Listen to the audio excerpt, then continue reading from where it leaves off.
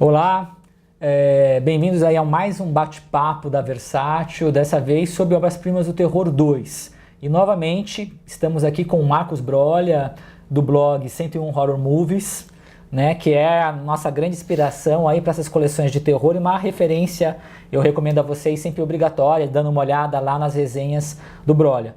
Então, primeiro agradecer pela sua presença, por esse bate-papo. Eu que agradeço. E vamos começar, eu acho que da melhor maneira possível. A gente estava até comentando aqui, como, né, ser diferente. Falar do Mário Bava, que é o meu diretor e o seu diretor de terror favoritos. Exato. E o Bava tem um disco só para ele nesse volume 2, com o Ciclo do Pavor e o Lisa e o Diabo. Então, vamos falar do Ciclo do Pavor, que eu acho que é interessante, tem a história do título, tem tantas coisas bacanas de falar do Ciclo do Pavor. Porque até o título tinha ganhado aqui no Brasil, que era a tradução do título em inglês, que é o Mata, Bebê Mata, que E aliás, uma tradução, péssimo, é uma tradução errada, né? Porque no fundo, vocês vão ver o filme, não tem nenhum bebê. O máximo que seria o baby aí é uma maneira do inglês que você fala querida. Então seria, eu não vou dar o spoiler da história, mas seria mata, querida, mata. Né? Então a tradução com bebê é uma tradução errada de um título tosquíssimo, né? Exatamente. Que é a versão internacional. Que a cópia, inclusive uma cópia restaurada que tá, ela tá com Kill Baby Kill, né? Mas tá com áudio italiano, né? Sim, e Operazione Paura é um nome muito bom. Nossa, não tem nada a ver, né, bom. gente? É muito...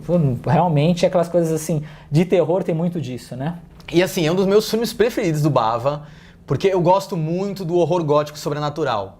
E eu acho que esse filme é o auge do horror sobrenatural, da história de fantasma, que tem todo aquele aparato de um vilarejo no século XIX, e castelos, e cemitérios, e névoas, escadas espirais, bonecas de porcelana, meninas fantasmas. Eu acho todo o aparato gótico, o mise-en-scène que o Bava colocou nesse filme, eu acho assim, impressionante, fora de série. Eu também acho assim, além da fotografia e assim, a direção, né? Com poucos recursos, tem aquela história, até que eu falei no canal Versátil, que estavam sem dinheiro, os atores toparam terminar o filme, e tem sequências extraordinárias, né? A sequência da escada é realmente assim, é inesquecível, você vê o filme, não consegue esquecer daquela sequência. A menina aparecendo. A menina, a música, né? E a menina, a primeira aparição da menina naquele, que é como ela tá como se fosse num balancinho, né? E é realmente... O ponto de vista dela, fazendo incrível. E assim, uma coisa que eu tava vendo na biografia do Tim Lucas, que o Bava lia muito literatura gótica, conhecia muito literatura gótica, tradição inglesa, e isso você percebe que ele tem uma tradição literária muito forte por trás. Sim. Então ele nas uma coisa que respeita a tradição do gótico e traduz aquilo, né? É um filme brilhante mesmo, né? E tem sempre aquela coisa que tem nas entrelinhas dos filmes do Bava, que até também isso se estende depois pro Lisa e o Demônio, que é aquela história da decadência familiar e dos valores. Sempre vai ter uma condessa, uma baronesa, alguém que tipo... Já foi uma pessoa muito rica e teve o auge da sua vida e que está num momento decadente, como essas relações humanas elas acabam se tornando fúteis, né? E nesse ponto que eu sempre falo, eu falei no último bate-papo, que o Bava tem uma semelhança muito grande com o Luchino Visconti. Que o Visconti é uma coisa muito italiana, dessa exploração do melodrama familiar, e um dos temas do Visconti era justamente a decadência e a desagregação do núcleo familiar, e isso tá no Bava em muitos filmes. Muitos. É muito impressionante, e esses dois filmes retratam bem isso, né? Eu acho até mais o Lisa e o Diabo. Sim. Né? Que é um filme extraordinário, né? É a obra-prima do Bava, né? Assim, é um filme realmente, assim... Eu já começo assim, aquela música, aquela abertura, né? Aquela coisa meio anos 70, a música do Carlos Savina, e aquela sequência do carrossel, né? Daquele carrosselzinho da caixa de música. São várias, né? Realmente é um filme, ainda bem que ele fez. A gente estava até comentando aqui os horrores do Castelo de Nuremberg. Pois é, que é o mais fraco dele. Eu acho que o choque ainda é um pouco... É um pouco mais fraco, né? E porque foi o que deu grana, que foi produzido pelo Alfredo Leone, né? E foi o que deu o retorno financeiro dos horrores do Castelo de Nuremberg, fez o que ele falou, Bava, seu próximo filme você faz o que você quiser. E aí ele teve ele conseguiu fazer o filme mais autoral, nessa versão, né? Ele conseguiu fazer o filme mais autoral dele, que ele expande todo o conceito que ele trazia para os filmes dele, desde o gótico até o giallo e toda a noção dele de fotografia e de roteiro e tudo mais, ele conseguiu condensar em Lisa e o Diabo e é impressionante porque é aquela coisa e dá aquela volta kármica também sem entrar em spoiler do final, mas é aquela coisa de você viver um pesadelo. É verdade, na verdade assim, foi muito interessante, tem duas coisas que eu tava lendo, o Tim Lucas falando, inclusive, que é o encontro do filme de horror com o filme de arte, no sentido de um filme de arte se pensar como o ano passado em Mariembá, né? Porque o ano passado em Mariembá do Alain Resnais, que é aquele filme de jogo, aquela coisa que também é onírica, né? Com os vários sentidos e que se encontram um filme de horror. E a outra coisa bacana, algumas pessoas comentaram comigo, nossa, ele parece estar lynchiniano, né? Sim. Ou seja, o que a gente adora o David Lynch hoje, o David Lynch faz, o Bava fazendo, de certa maneira, dentro daquele universo baviano. Porque né? é completamente surreal e completamente... a narrativa dele é completamente onírica e aquelas idas e voltas na narrativa que você acaba... E assim, e várias coisas que chocam, por exemplo, tem necrofilia no filme e o Telly Savalas. O Telly Savalas que ele antecipa, não, o Kojak, né? Eu falei que tem um pirulito que ele já...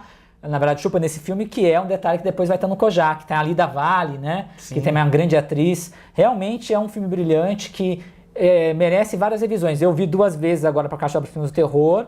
Já tinha visto, né? E tô morrendo de vontade de ver de novo. Porque é um filme que dá vontade de revisitar e estão todos os temas do Bava. Essa questão da decadência, da família. E vejam um extra, né? Eu até comentei no canal que fala da história do Mansão do Exorcismo, né? Da Casa do Exorcismo. Sim, que é a versão. Que o Bava foi obrigado a fazer pelo Leone para poder ganhar em cima do Exorcista. Ele filmou umas mulheres peladas, uma cena de exorcismo, que é um horror essa versão. Assim, e a gente nem colocou, mas a gente colocou o documentário que conta essa história, né? Que até é super o próprio interessante. Leone filmou as cenas extras porque o Bava se recusou. O Bava ficou indignado, ele ficou indignado, né? É porque depois da exibição em Cannes do Liz e o Diabo, nenhum distribuidor falou, a gente não consegue lançar isso comercialmente. Porque era muito hermético, as pessoas não vão, né? E essa foi uma coisa interessante, imaginar como o Bava, se tivesse orçamento, tivesse carta branca, o que ele poderia ter feito no cinema, né? Então, Liz e o Diabo é um vislumbre disso, né? É verdade. E isso é muito bacana.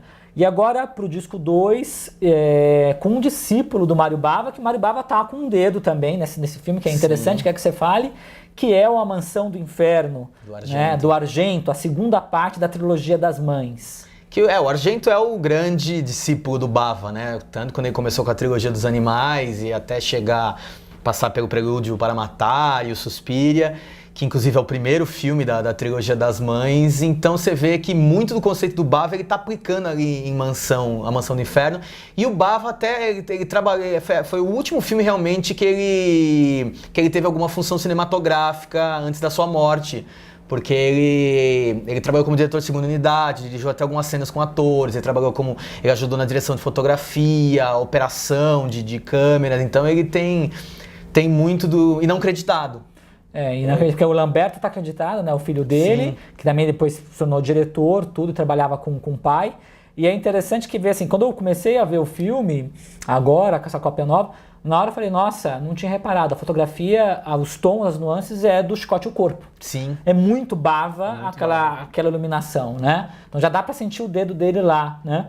E é um filme que assim, é o filme que eu menos gosto da Caixa, mas eu acho que é um filme que tem uma qualidade, apesar dos furos do roteiro, aquele final, viu que você falou do carnavalesco, tem aquela cena que a gente espera uma coisa e é até uma decepção, que é o desfecho. Que não precisava ter realmente o visual, podia ficar subentendido, né? Mas que assim, é um filme que tem uma qualidade de sonho também, né? Exato. E ele assim, aquelas mortes operísticas, tem uma textura de sonho, né? Aquela sequência que eu gosto muito é daquele personagem que é perto do lago, aquele que manca, que é o dono da loja de antiguidades, sim, né? Que tem uns ratos, né? E aquela sequência, como ela se desenrola, é muito bem feito, né? É muito bem. E aí você junta a beleza, aquela coisa do Dario Argento, que tem a beleza estética com a brutalidade e a superviolência que vem esse do contraste, diálogo. né? Exatamente. É muito interessante. E é o segundo filme da trilogia das Mães, né? E se tinha muita expectativa pelo segundo filme, porque Suspiria também a obra-prima. Suspiria é obra-prima, sem dúvida. Então,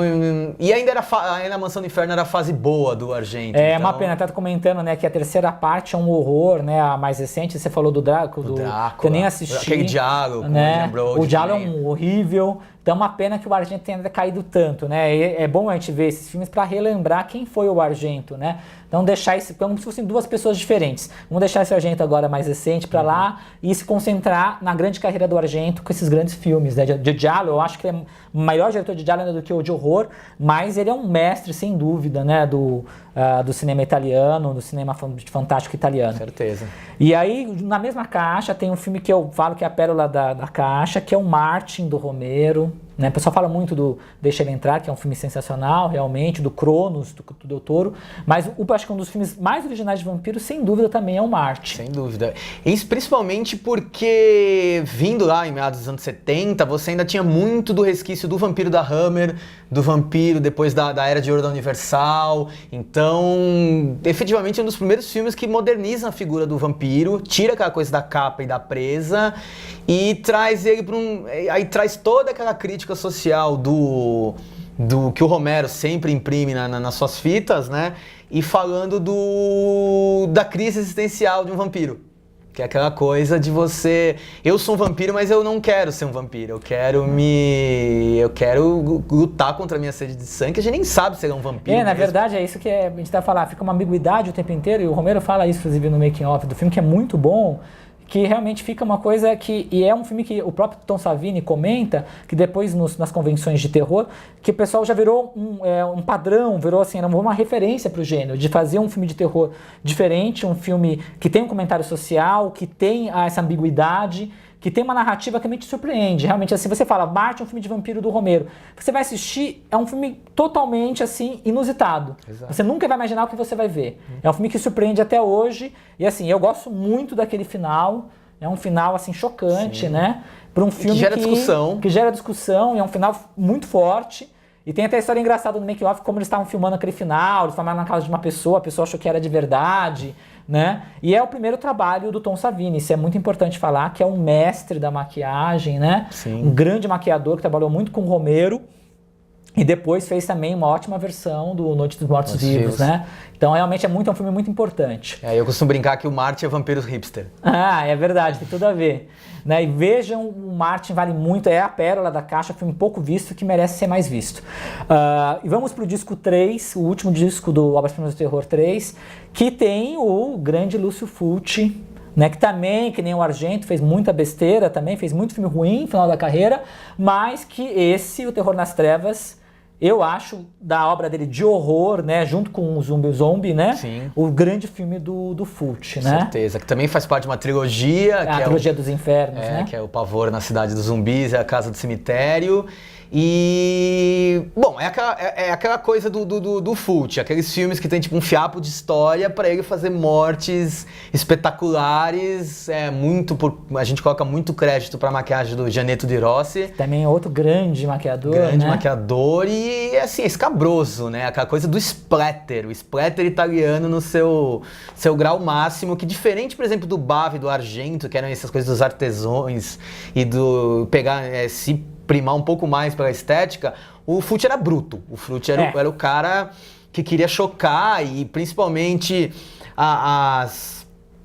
ele coloca umas mensagens muito nihilistas e pessimistas no filme dele, porque ele foi excomungado pela Igreja Católica e vindo da Itália, que é um país fervoroso, ele sempre coloca no filme dele que assim, não há saída, é a da nação. O final o final é impactante, né? A treva. O final até hoje realmente um final muito forte.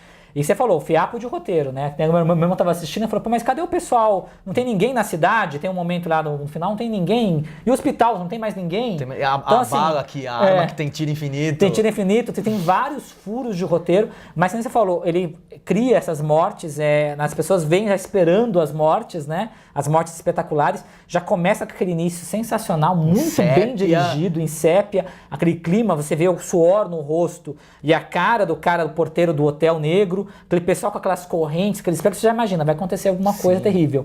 E a morte do Schweik, né, é muito brutal. É muito brutal. É uma morte assim, torturado, é uma coisa assim. E já você percebe que você vai entrar realmente no domínio do gore, no domínio do Fulci, né? Exato. E eu sempre falo, aquela sequência do necrotério é sensacional, da menina do necrotério, né? Que é uma sequência que é uma aula de edição de como ele cria aquele clima todo, né? E apesar que você falou, não espere no Fulci o roteiro nem as atuações. É um ator canastrão, aquela que atua numa coisa sabe gritar, né? Mas assim, é muito legal. E que o pessoal fala, é uma homenagem ao Lovecraft no sentido daquele horror irracional, a coisa que você não consegue compreender de onde vem aquele horror. Tem o livro J. Bom, mas não tem muita, né? Não tem, eles nem explicam direito. Nem explicam direito porque esse livro J. Bom são os portais. Então, aí tem essa coisa dos portais do inferno, que existem esses 7 portais, e um era exatamente naquele hotel.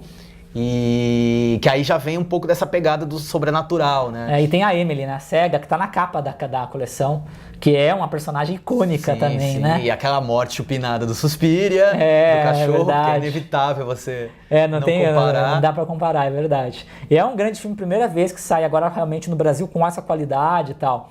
E o outro filme da Caixa, que também é uma pérola, como Martin. Acho que é o último grande filme de horror italiano, pode me corrigir, eu não sei se depois fizeram mais alguma coisa, que é uma pena como a Itália decaiu também na produção de horror, uma tradição tão grande. E é o grande filme tardio também do Soavi, que tá desde lá atrás, junto com o Argento, como assistente de direção, com o Baco. Ele é o cara, até comentei no canal Versátil, que ele é o cara que tá no carro quando a menina começa a soltar regurgitar que ela viu o fantasma lá do padre maldito e ela começa no Pavor na Cidade dos Zumbis. Então o Soavi é ele, tá lá, né? E ele nos próprios filmes do Argento, nos filmes do Lamberto Bava Demons, ele também tá na equipe. Ele tem aquele diálogo estranhíssimo do cara com a cabeça com cabeça de pássaro, né? O Stage Fright, Stage Fright também, né? Ele tem a Catedral, que deveria ser o terceiro filme do Demons. Que também... Só que aí depois acabou virando um outro filme separado. E é realmente... Foi só nos anos 90 que ele conseguiu fazer o filme dele, que é o Pelo Amor e Pela Morte. E é um filme que, assim, os americanos, o pessoal adora o filme, tá em várias listas de melhores filmes de zumbi. E é o filme, na verdade, gente, apesar de não ser baseado, eu coloquei isso na capinha e na correria, e de vez em quando corrigido. Ele não é inspirado livremente no Dylan Dog. Na verdade, baseado num romance do Tiziano Sclavi, que criou o Dylan Dog, né? Mas, assim, ele é o que melhor traduz o universo do Dylan Dog. Exato, até então, o Rupert Everett, parecido fisicamente. É a figura, até, olha, vocês podem ver a roupa do Dylan Dog, a roupa que ele usa no filme. Então, assim, é tudo muito parecido, né, com o universo do Dylan Dog, apesar de ser um outro personagem do Tiziano. Então, a tradução do Dylan Dog é essa no cinema, não a bobagem que a gente comentou, aquele Dylan Dog, As Criaturas da Noite, que é um horror, o Superman, que é um desserviço ao quadrinhos, ao fumete do Tiziano Sclavi.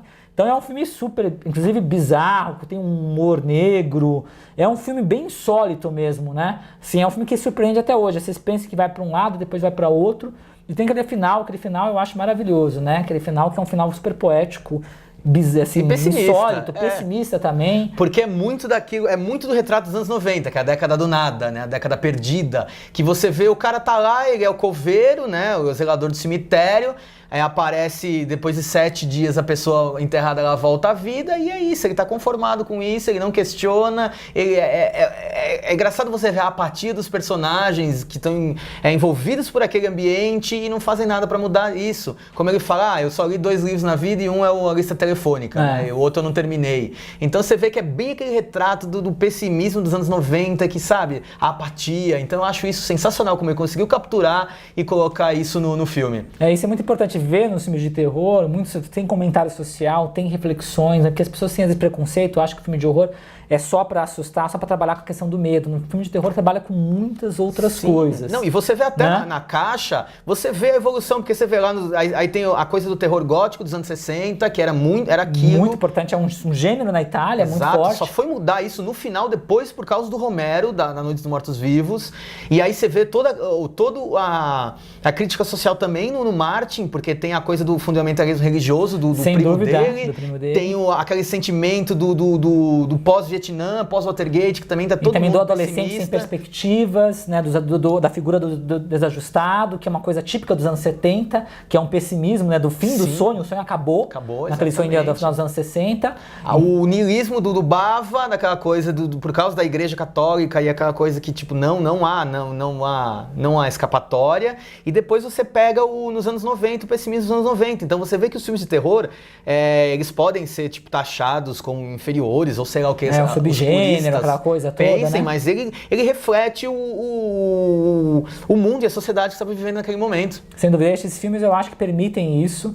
É uma coleção dedicada a esse segundo volume ao horror italiano, com exceção do Romero, né, que é, na verdade, o diretor norte-americano, mas eu acho que o Romero também tem uma influência, sem dúvida, dos italianos. Sim. E é um grande mestre. E com certeza, eu aproveito aqui, eu estava comentando, esse ano nós temos muito lançamento de terror, tá, gente? Não é só os Zumbis no cinema, que sai agora em abril, a gente vai ter vários ao longo do ano, e inclusive, com certeza, outros volumes de obras-primas do terror, né? E conto muito com vocês, os fãs, para continuarem comprando. Aproveitem sempre as edições iniciais, que são as tiragens com os cards. A tiragem agora do Obras-Primas do Terror já acabou praticamente, então é importante para a gente poder agora realmente dar o tratamento que o gênero merece, que nunca foi tratado... E que o fã do terror do Brasil merece também. Porque nunca foi tratado com essa maneira que a gente está fazendo com todo carinho para todos os cinéfilos. E vai rolar também promoção lá no Facebook do 101 Horror Movies, em parceria com a Versátil, que nós vamos sortear 5 coleções do Obras-Primas do Terror Volume 2, e todos eles com os cards. Então, você entra lá no facebook.com/101 Horror Movies, que a gente vai sortear para 5 fãs do horror esse produto incrível da Versátil. Então, muito obrigado, Marcos, por ter vindo para mais esse bate-papo, e obrigado a vocês que nos acompanharam aí, falando desses grandes mestres, desses grandes filmes.